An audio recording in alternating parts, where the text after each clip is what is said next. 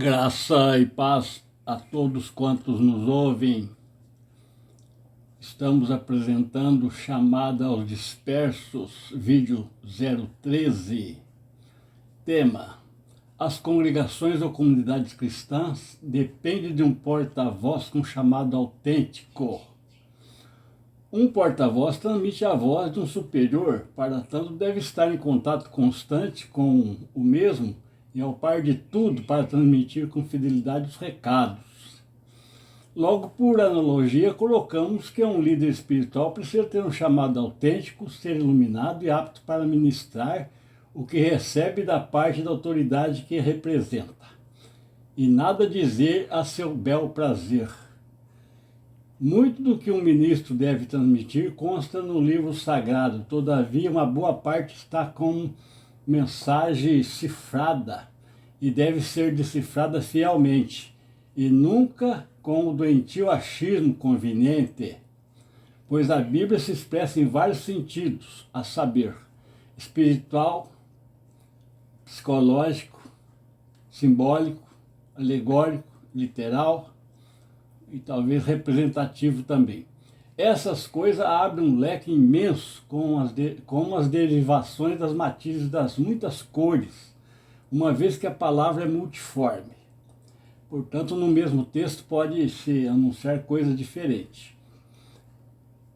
Portanto, em se concebendo num único sentido, a tradução e interpretação fica adulterada e confusa. Portanto, de imediato vamos tanger um ponto que se expressa no sentido espiritual, visto que a mulher, no caso, representa a doutrina, que pode ser de Balaão, Isabel ou Nicolaíta, como consta na carta das 7 igrejas no Apocalipse, que por sua vez vaticinada no livro de Isaías, capítulo 4, onde coloca 7 mulheres, fazendo a referência das 7 igrejas da Ásia. Isso muitos séculos antes de ocorrer as igrejas. As mulheres impondo-se usar o nome de um homem, que seria Jesus no caso, porém cada uma delas já estava impondo a condição de comer seu próprio pão e vestir sua própria roupa. E é o que vemos hoje, cada doutrina tem seu modo de seguir, e muitos querem comer o pão do homem mesmo e não do pão espiritual da palavra de Jesus Cristo. Então põe essa condição de comer seu próprio pão e vestir sua própria roupa. Cremos que o vestido da noiva foi excluído dessa questão. Bem, onde entra tudo que é palavra falsificada é complicado. Vamos ao texto. Os seus pés, no caso uma mulher, descem à morte. Os seus passos seguem no caminho do Seol. Seol simboliza inferno. Afasta para longe dela o teu caminho e não te aproxime da porta da sua casa, para que não des a outra a tua honra, nem os teus anos a cruéis. Quando o sujeito entra numa doutrina qualquer, ele acaba dando os seus anos aos cruéis espíritos, que o confunde e o faz sofrer, e parte dessa vida sem luz, sem conversão, sem coisa alguma que vale a pena. E assim digas no teu fim, como detestei a disciplina e desprezei o meu coração a repreensão. E desprezou o meu coração a repreensão. E não escutei a voz dos que me ensinavam. Aqui já entra o mestre, o líder, o porta-voz. Nem aos que me instruí inclinei o meu ouvido. De novo, porta-voz, o líder, chamado autêntico, etc. Quase cheguei à ruína completa no meio da congregação e da assembleia. Quanto ao ímpio, suas próprias iniquidades o prenderão, e pelas cordas do seu pecado será detido. Ele morre pela falta de disciplina, morre no caso espiritual. Espiritualmente falando, morre sem disciplina. Faltou disciplina, a alma morre. E pelo excesso da sua loucura anda errado. Provérbios 5, ao 23. Saltamos alguns versos porque o texto tem sentido duplo. Definimos o livro de Provérbios como um poporri, algo que por ser amplo não vamos destrinchar aqui. Convém salientar que a mesma colocação do provérbio 5:5 consta no capítulo 7:7. O último verso diz: caminho de Seol é a sua casa, o qual desce às câmaras da morte. Todos que vão atrás de doutrinas deturpadas, doutrinas falsas, estão descendo às câmaras da morte espiritual. As palavras dos sábios são como aguilhões e como pregos bem fixados pelos mestres das congregações, que nos foram dadas pelo único pastor. Particularmente reconhecemos um único pastor, o Senhor Jesus, pastor com P maiúsculo. Mesmo que Paulo recomenda aos líderes para serem exemplo para o rebanho, é muito raro vermos isso na prática. Algumas vezes vimos líderes, os quais tínhamos em alto conceito, quebrando o pescoço e olhando para trás ao passar alguma donzela com um corpo escultural. O líder deve vigiar, evitando a aparência do mal, pois é conhecido de muitos fiéis. As palavras dos sábios são como aguilhões, e como prego bem fixado são as palavras coligadas dos mestres, quais nos foram dadas pelo único pastor. Eclesiastes 12:11. As palavras do sábio devem, em silêncio, ser ouvidas. Quando o sábio está falando, deve ficar em silêncio. E muitas vezes, quando vemos um preletor sábio falando, começa aquela glorificação, uma gritaria e ninguém ouve mais nada. Aí já falta disciplina e ordem no trabalho. As palavras do sábio devem em silêncio ser ouvidas, mais do que o clamor dos que dominam entre os tolos. Tem muita gente dominando os tolos aí, né? Com alto grau, patentes e tal, e títulos, mas está liderando tolos. Provérbio 9:17. É imprescindível que haja um homem sábio, não na letra, mas nas profundezas das revelações e conhecimento. Assim, suas palavras predominam o clamor dos dominadores, ou dos que agem como tendo domínio sobre a herança do Senhor. 1 São Pedro 5:3. É necessário que haja um mestre à frente das congregações, desde que este seja apto para ensinar, redarguir e exortar.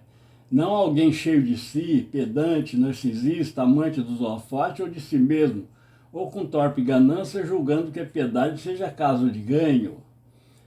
Está tudo escrito, é só ler o Novo Testamento. A Bíblia é o livro dos livros, procuremos ocupar o nosso curto tempo que temos para uma caminhada tão longa e não desperdiçá-lo com coisas banais e vazias. Quem quer achar ouro precisa encontrar o veio e depois cavar, e encontrando o metal precioso tem ainda que purificá-lo a fim de separar as escórias. E após a purificação, até se tornar joia, há um longo caminho.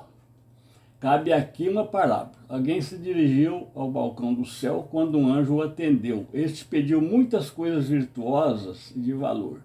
De imediato recebe um embrulho que cabia na palma de sua mão. Daí replicou: mas está tudo aqui? A resposta foi: no céu não oferecemos frutos, apenas fornecemos sementes. Pois é. Plantemos, reguemos, capinemos e aguardemos a colheita.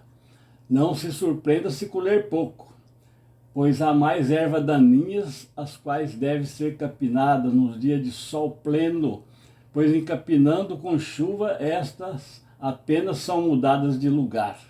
Perdemos nosso trabalho e nosso tempo, quando fazemos com má vontade. Uma das tais ervas é a má vontade mesmo. Portanto, façamos tudo como se fosse para o Senhor. Colossenses 3:23. Muitos amaldiçoam seus senhores terrenos porque são maus, sem saber que as injustiças e opressões são processos permissivos para nosso crescimento e lições importantes de vida e para a vida. Os ouvidos que ouvem as correções da disciplina no meio dos sábios farão a sua morada. Provérbios 15:31. Se estamos morando entre os de baixa sorte, o culpado somos nós. Ou seria Deus ou injusto? Mas convém colocar que muitos moram entre ricos, porém pobres, que por falta de juízo prospera. Quando a estes o texto a seguir diz tudo. pois a pedra que amará da parede e a trave lhe responderá do madeiramento. Abacuque 2:11. É pertinente narrar o que ocorreu com alguém próximo de nossa família. Um de nossos familiares casou-se com uma jovem cujo pai, do qual esta era cúmplice, este estava atolado na possível da Operação Lava Jato na época. Acabou separando dessa moça porque na casa que habitava, era apesar de ampla, confortável, com todo o conforto, piscina, hidromassagem, tanta coisa, porém não existia paz alguma, ele sentia aflição, o jovem sentia uma aflição terrível dentro dessa casa, muito desconforto, sem saber o porquê. O nosso familiar até certo tempo não sabia o porquê daquilo, por isso a orientação de Paulo para não se prender a julgo desigual. Segundo Coríntios 6,14. A referida moça era cristã rotulada e de consciência cauterizada, visto que tinha a ousadia de dar o dízimo de sua renda de fonte suja. Casar com pessoa de mau caráter, de certa forma, é também o mesmo que se prender a um julgo desigual. O ímpio não tem paz, diz o meu Deus, Isaías 48:22. Ai daquele que edifica a cidade com sangue e que funda a cidade com iniquidade. Abacuque 2:11. Encerramos com um dado do livro de Jó. Pois qual seria a esperança do hipócrita havendo sido avaro quando Deus lhe arrancar a alma? Jó 27:8. Queira Deus nos conceder toda substância deleitável para a alma e espírito. Vamos ouvir o hino pertinente a seguir.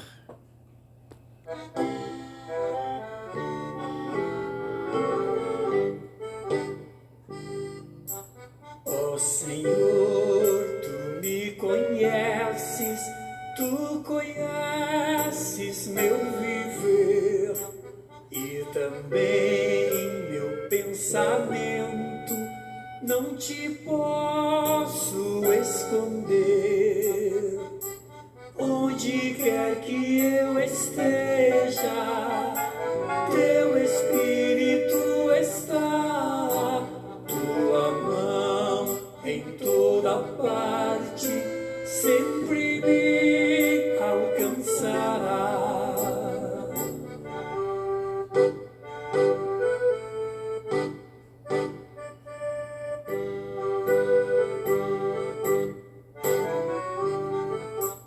Com meus olhos não Te vejo, mas eu sinto Teu amor.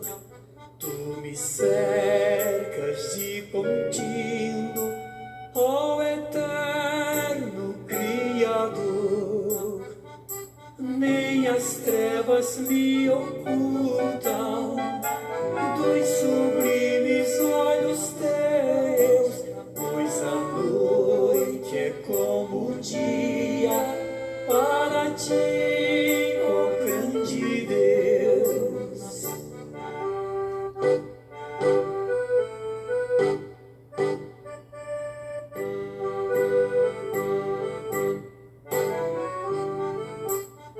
Purifica o meu caminho pelo Teu poder, Senhor.